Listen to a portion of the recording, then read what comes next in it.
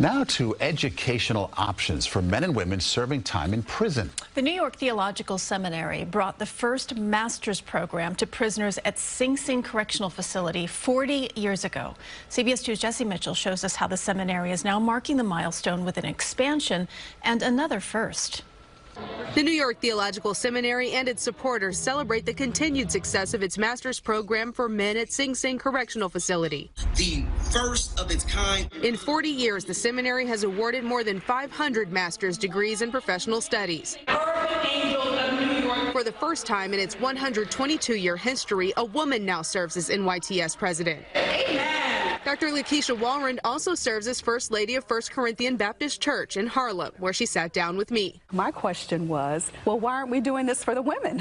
The recidivism rate for program graduates at Sing Sing, lower than 10%. It's been lower than 5% the past decade. And this fall, the one-year course is coming to Bedford Hills Correctional Facility for women, the first master's degree program offered to incarcerated women in the state of New York. We have a tendency to just forget about them, but often the only difference between them and some of us is that we just didn't get caught. Topeka Sam got caught in a drug sting and found herself facing 10 years in prison. Inside, her eyes were open to the harm she caused, hearing other inmates' stories. And I began to realize that these women didn't have a choice. Sam prayed for forgiveness and looked for a way to turn her life around, but found her options for continuing education lacking. Where we see for men, they have other skills-based opportunities that they can land employment when they get out. Sam handwrote and mailed assignments to complete the seminary's Certificate of Prison Ministry program.